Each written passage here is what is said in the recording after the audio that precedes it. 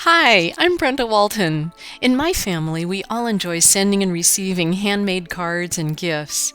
My dies for Sizzix make it easy for the crafters in your family to create something really extraordinary and to celebrate every day of the year.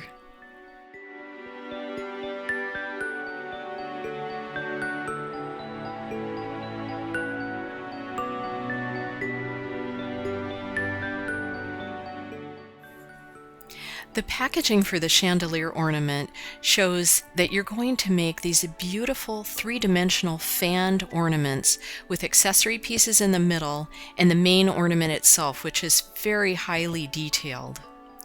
The die itself looks like this, and it has 5 different pieces: the centerpiece, an accessory piece, and the main ornament itself. And these can be used inside of the ornament, suspended inside, as well as a star and a flower piece.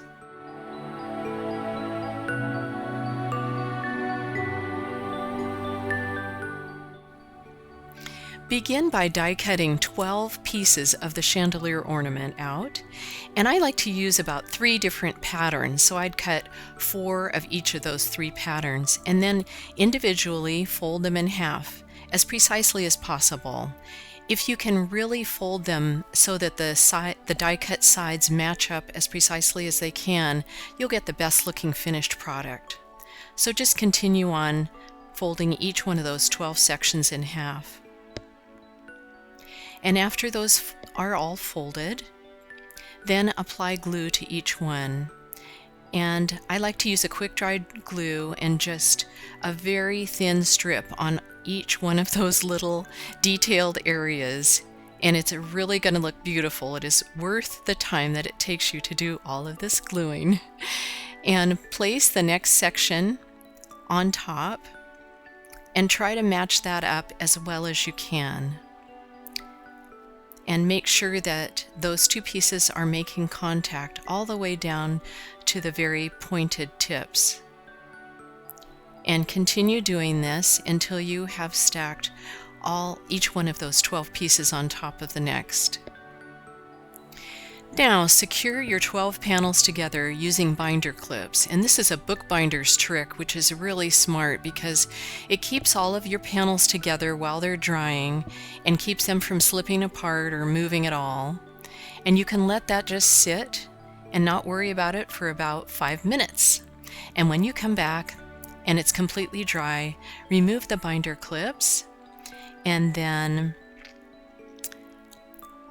magically you can spread apart your panels and it will look beautiful. Sometimes you get a little bit of stickiness happening, and just make sure that those get separated, and then separate them all so that they look really uniform. And now you can do your little ornament piece. I chose a little flower piece and I cut 8 sections out for this, and I'm using exactly the same procedure for assembling it.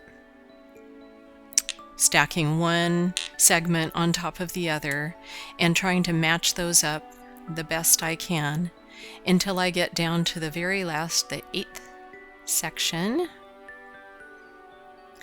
And then that looks really good, and then I'm going to just clip the binder clip on that and let that dry for a few minutes.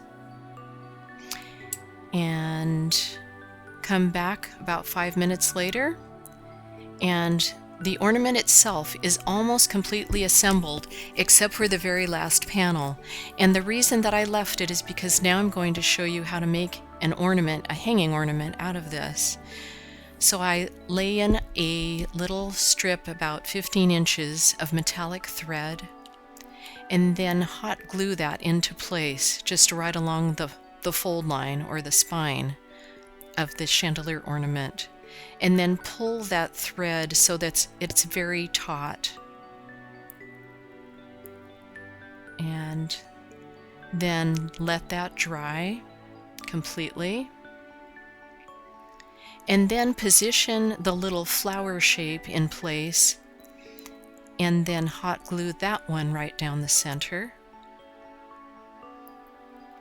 And when that's dry, Then apply some quick dry glue, just a small amount, and then close up that flower.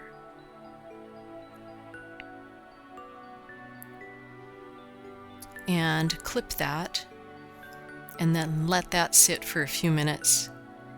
And I'm just waiting about 5 minutes and then coming back and making sure each one of those panels is fairly uniform looking. This is kind of my last opportunity to rearrange the panels on the smaller flower ornament.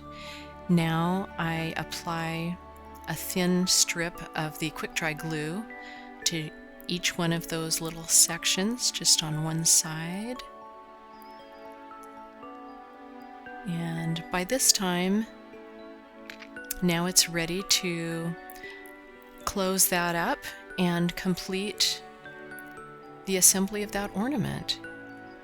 And that looks spectacular. It'll look beautiful hanging from the tree.